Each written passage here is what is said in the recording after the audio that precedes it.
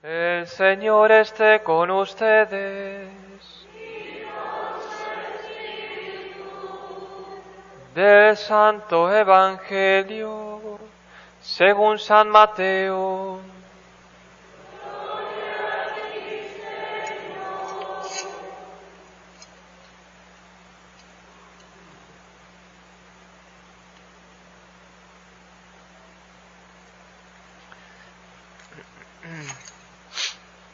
En aquel tiempo, Jesús dijo a los sumos sacerdotes y a los ancianos del pueblo esta parábola. Había una vez un propietario que plantó un viñedo. Lo rodeó con una cerca, cavó un lagar en él, construyó una torre de vigilancia y luego la arrendó a unos viñadores y se fue de viaje.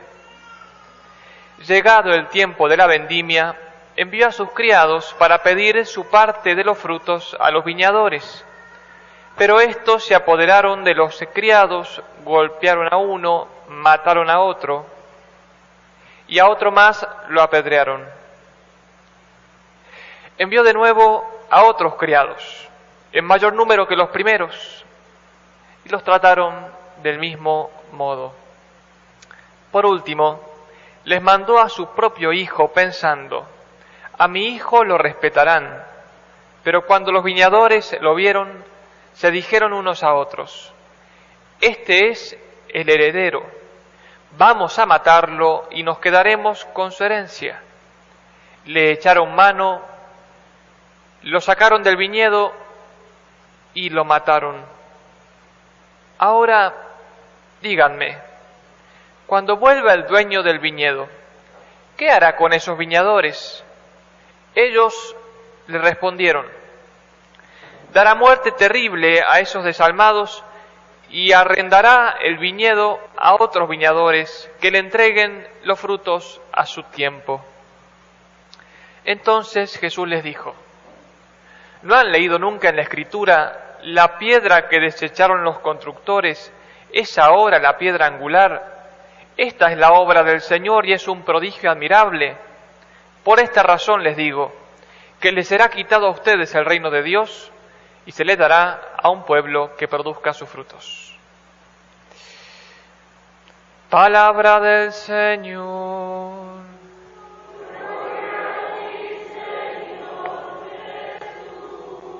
Crema dicta, delianto nuestra delicta.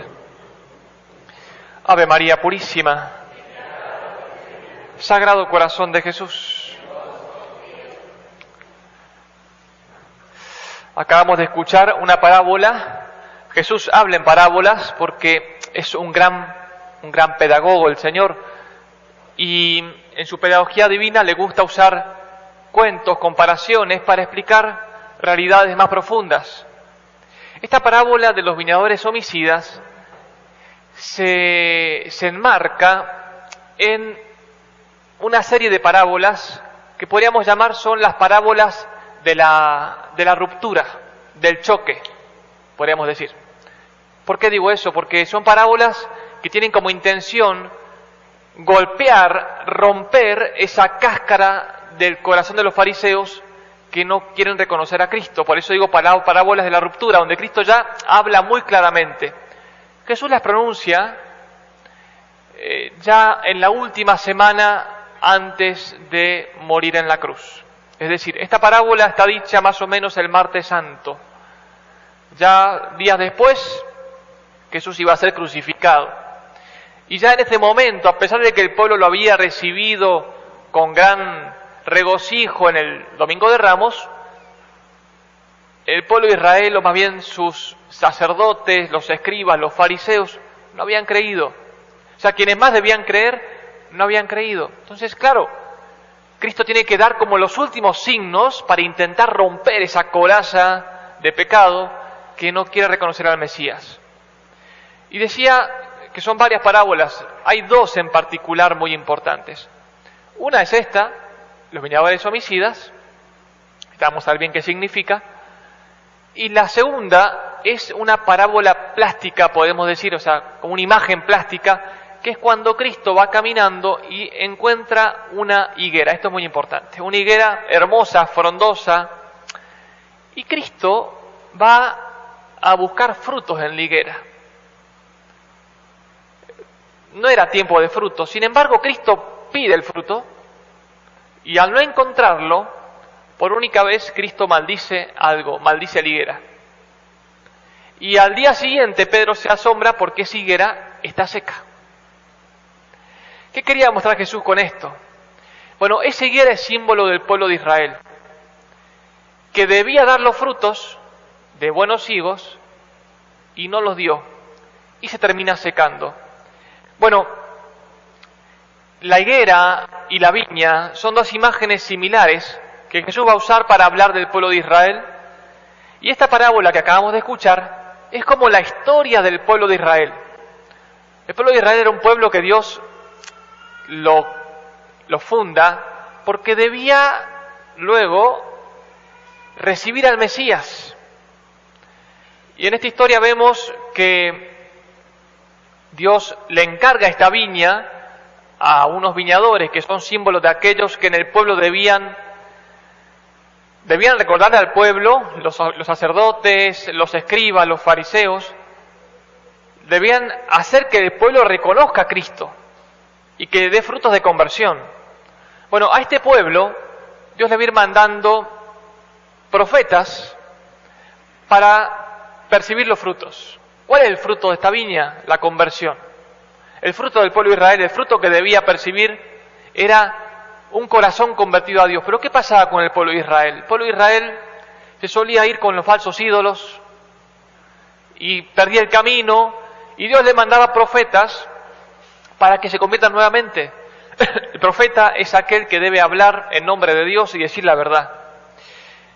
Dice esta parábola, uno de estos que iban a percibir los frutos, uno fue matado, al otro, dice, lo apedrearon, a otro lo golpearon. Bueno, así le pasó a los profetas. Los profetas como Ezequiel, Isaías, Jeremías, San Juan Bautista.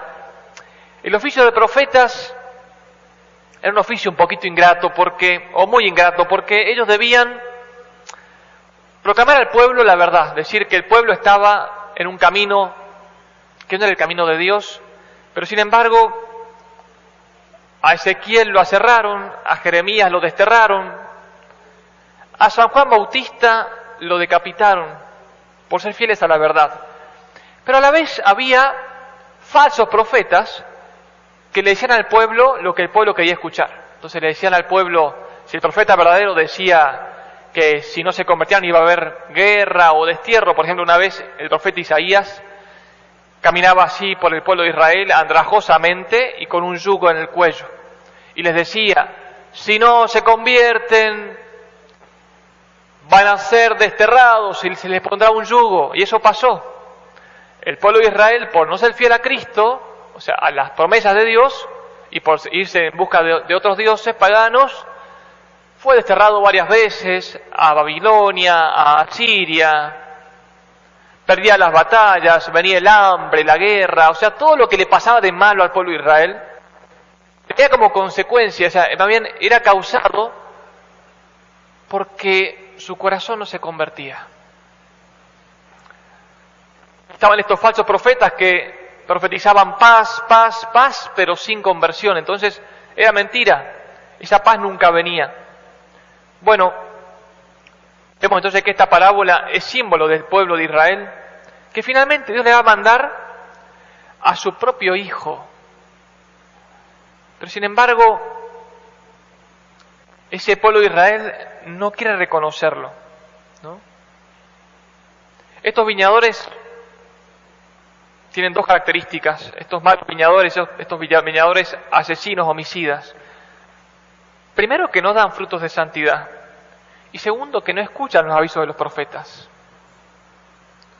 Los fariseos, por ejemplo, habían escuchado, o el pueblo de Israel, en la sinagoga, había escuchado que San Juan Bautista había anunciado que vendría Cristo, y sin embargo, no quieren reconocerlo. Y a la vez se molestan con los verdaderos profetas, y a uno lo decapitan, a otro lo destierran, a otro lo matan, apedreado.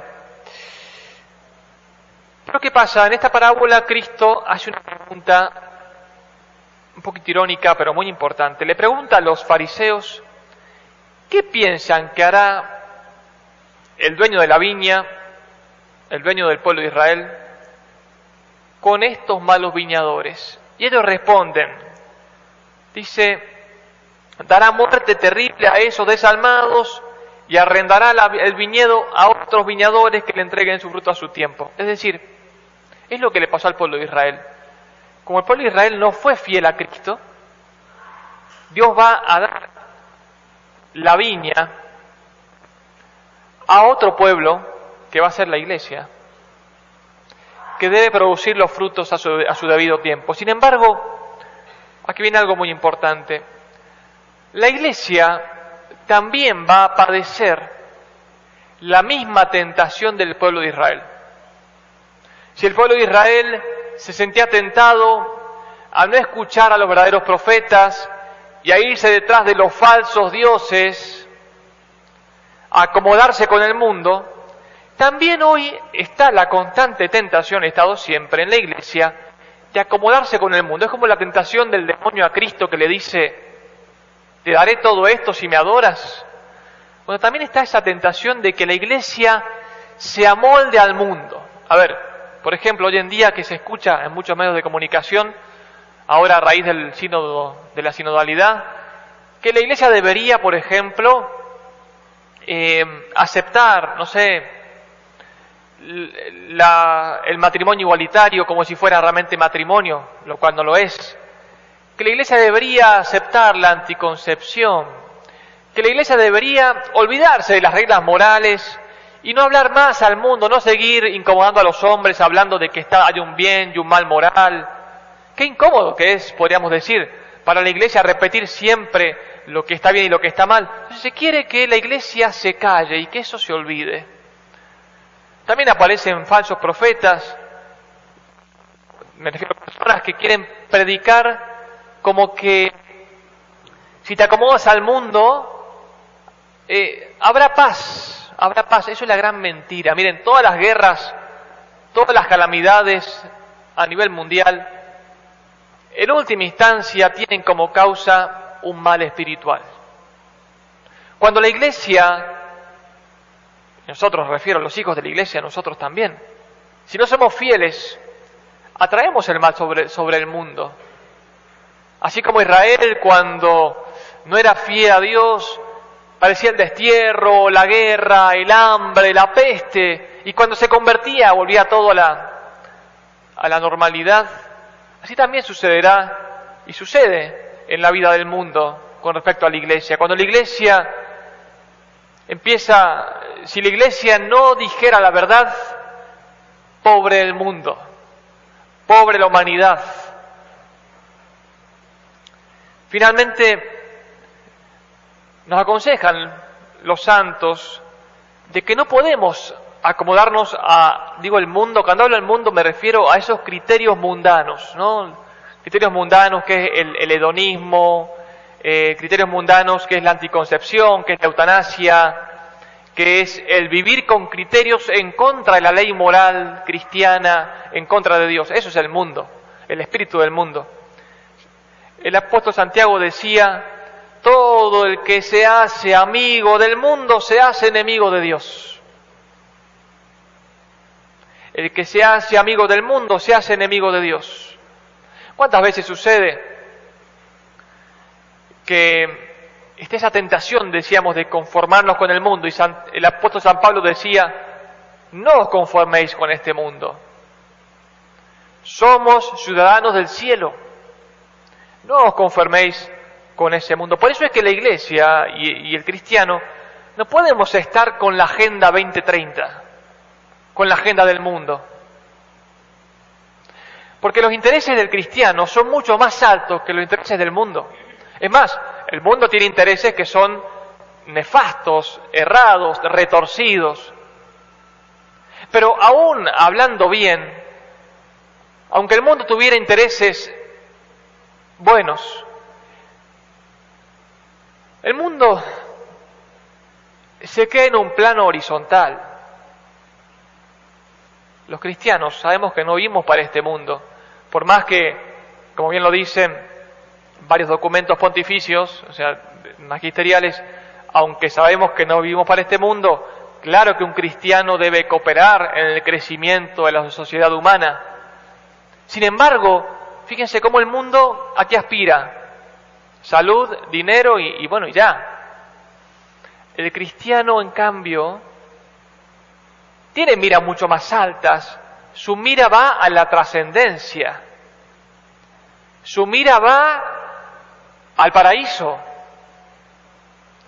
Pero mucho más cuando hoy se quiere analogar a que la Iglesia, yo creo que es la tentación actual, hay que tener muchísimo cuidado, de que la Iglesia se una a esa Agenda 2030 que le dicen, por ejemplo, y habrá muchas más agendas, digo, pero por nombrar una, que es que la Iglesia se pliegue a lo que busca hoy día el mundo, como por ejemplo, no sé, la educación sexual en las escuelas, por ejemplo.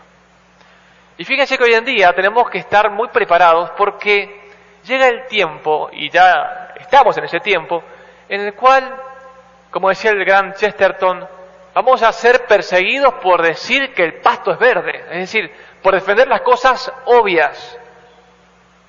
Hace poco, bueno, que hemos padecido aquí en México y que hoy se está padeciendo esta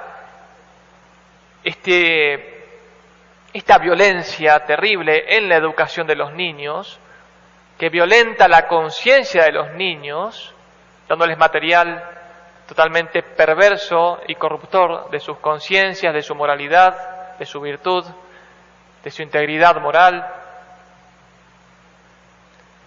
Como cada vez el mundo avanza rápido, porque bueno, está guiado por el demonio, avanza hacia esa perversión del hombre, y hace falta que un cristiano sea como los antiguos profetas, que deba decir la verdad, cueste lo que cueste, que deba alertar de que por ese camino, ahí sí vendrá la guerra, ahí sí vendrá el hambre, así vendrá la peste, porque de Dios nadie se ríe. Porque como dice el dicho, Dios perdona siempre, el hombre a veces, la naturaleza nunca. Hoy se está atentando contra el orden natural y como que no pasará nada.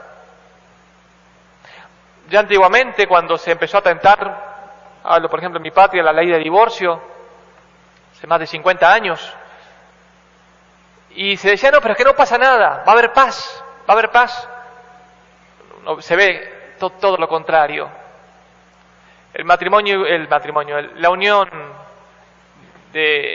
igualitaria. También, no pasa nada. Bueno, hoy vemos las consecuencias. Cuánta perversión. Ahora van por la educación sexual en los colegios. Y no pasa nada. Y sí, claro que pasa. O sea, después se ven las consecuencias, que no son otra cosa que tristeza. Bueno, los profetas del Antiguo Testamento y la Iglesia hoy en día debe proclamar la verdad tal cual es. Y mostrar que por estos caminos viene la gran perversión del hombre. Aquí empiezan las verdaderas guerras. Hoy se ha desatado una guerra en Palestina, en Israel. Que son guerras que a veces es bueno verlas con un mirado un poco más alto. Una guerra en cualquier país, claramente que siempre es una desgracia y nos hace pensar, pero una guerra en esa zona nos hace pensar más, porque es una zona muy misteriosa. Es la zona de la tierra de Cristo. La guerra en ese lugar, si bien han habido guerras constantes en el siglo XX allí, pero no debe dejarnos sin reflexionar un poco de que son lugares donde puede ser realmente terrible lo que de ese lugar, así como de ahí ha venido tanto bien. El cristianismo nace, ¿no?, allí. Tanto bien que ha venido al mundo, también desgraciadamente, tanto mal que puede venir al mundo desde esos lugares. Yo creo que son tiempos para ponerlos en oración, no lo digo yo, lo dice la Iglesia, lo dice el Señor. Tiempos de velar, para que la viña de la Iglesia seamos fieles. Pero además, esta viña, ya por último, también es símbolo de nuestra alma.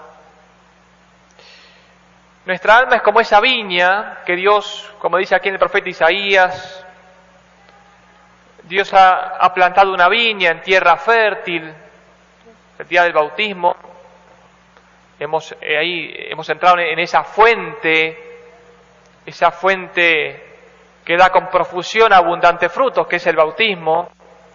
Removió la tierra, quitó las piedras, es decir, que nos ha salvado de cuántos peligros seguramente cada uno en nuestra vida. Plantó vides selectas, es decir, ha dado gracia. La gracia es una vid selecta que Dios planta en nuestra alma. Edificó una torre de vigilancia, nos dio un ángel custodio, amistades. Y esperaba, dice, que le diera buenas uvas, pero le dio agraces, es decir, uvas agrias. Es decir, puede pasar que habiendo Dios concedido tantas gracias en nuestra vida, no le demos el fruto que merece el Señor.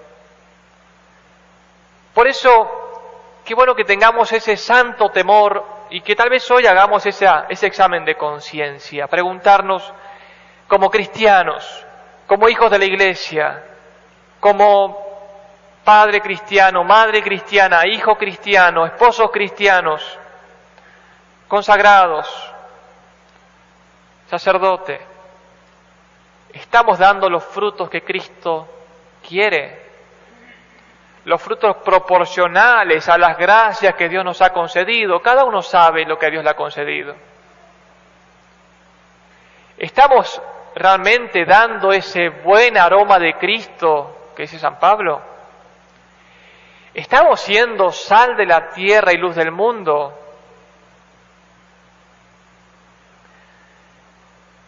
El Señor, cuando hay un momento de su vida en el cual Cristo llora, pocas veces Cristo llora, 2 veces en el Evangelio, narradas, una cuando muere Lázaro, pero la segunda, que es la que queremos ver, es cuando en un momento Cristo, en estos días, Cristo se duele mucho al ver la infidelidad del pueblo de Israel, porque Cristo hizo todo por el pueblo de Israel. Le mandó profetas, le mandó a San Juan Bautista, nos dejó a su madre,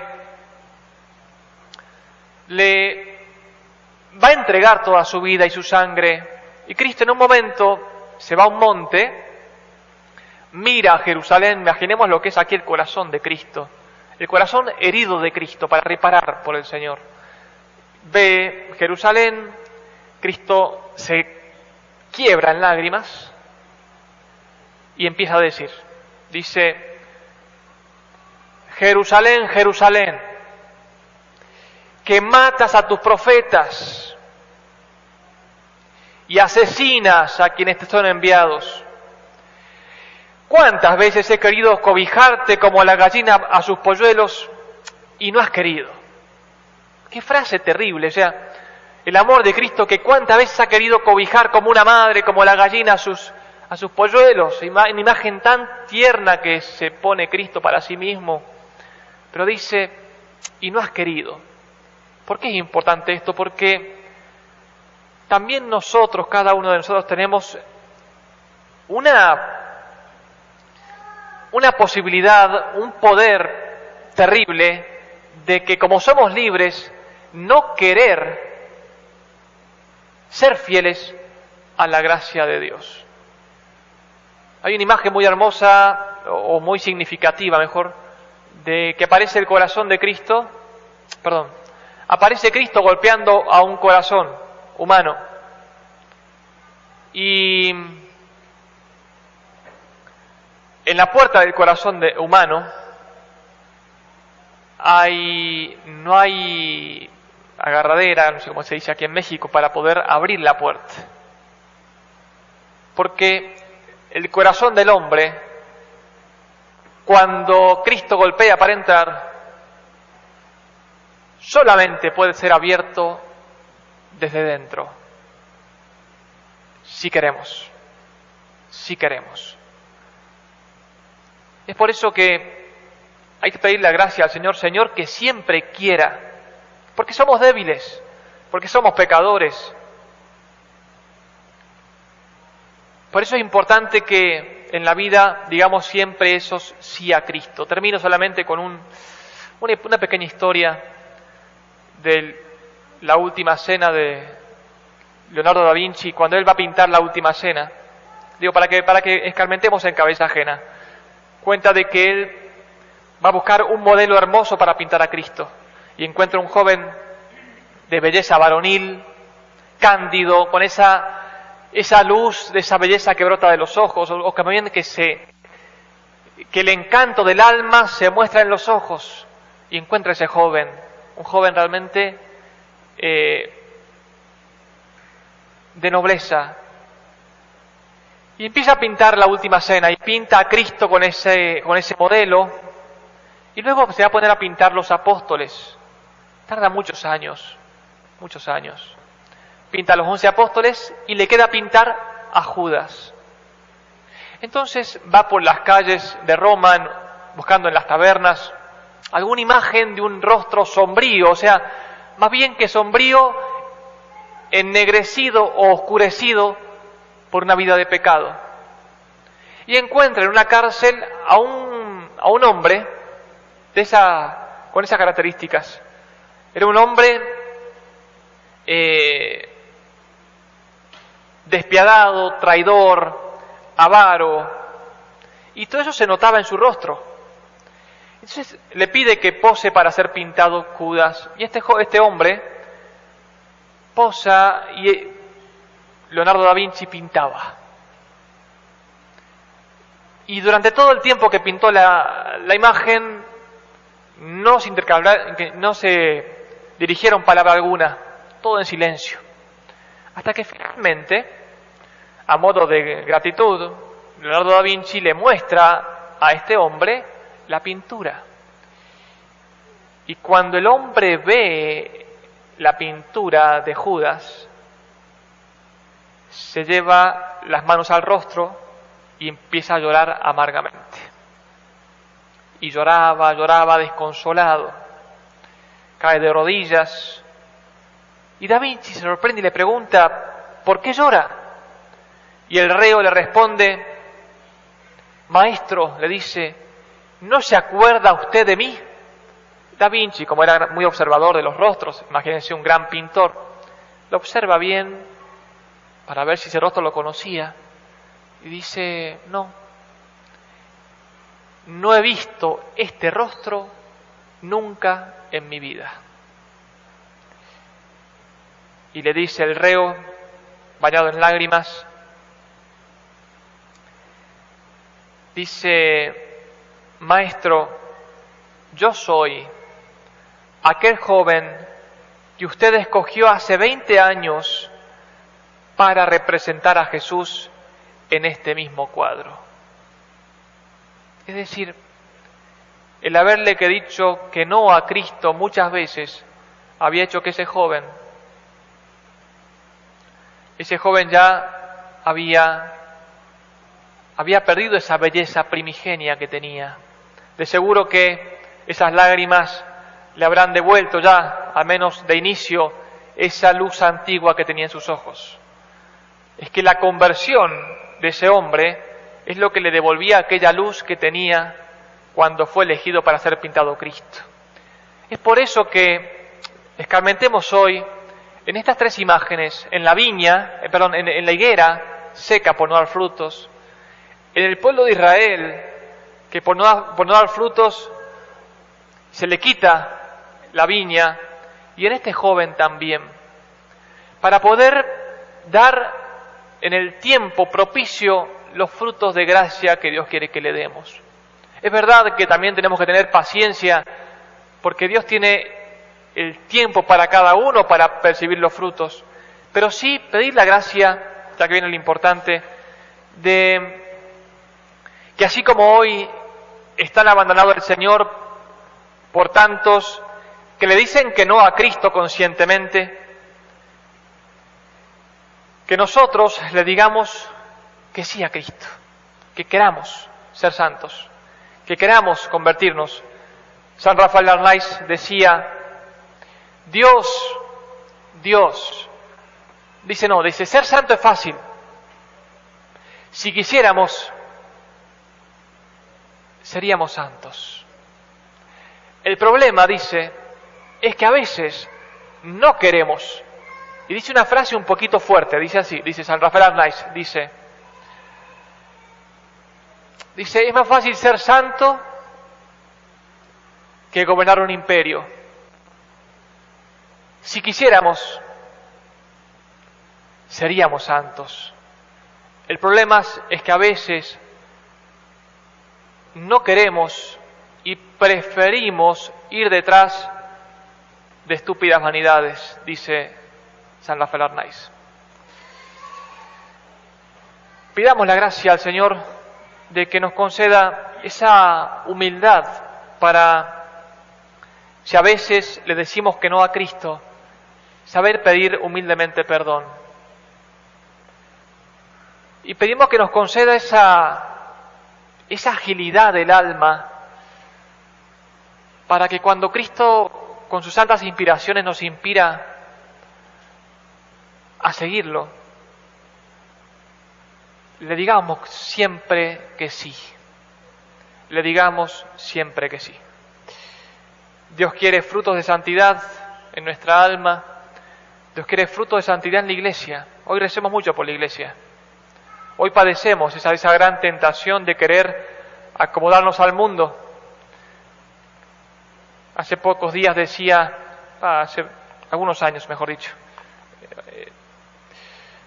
el Papa emérito Benedicto XVI decía que llegaría un tiempo en el cual la Iglesia se iba a sostener por un pequeño rebaño fiel. Dios nos conceda ser de ese pequeño rebaño fiel que no quiere acomodarse a los criterios del mundo y que quiere ser fiel a Cristo hasta las últimas consecuencias. Dios nos conceda la humildad para hacerlo, la fortaleza para hacerlo y la caridad heroica para hacerlo. Ave María Purísima.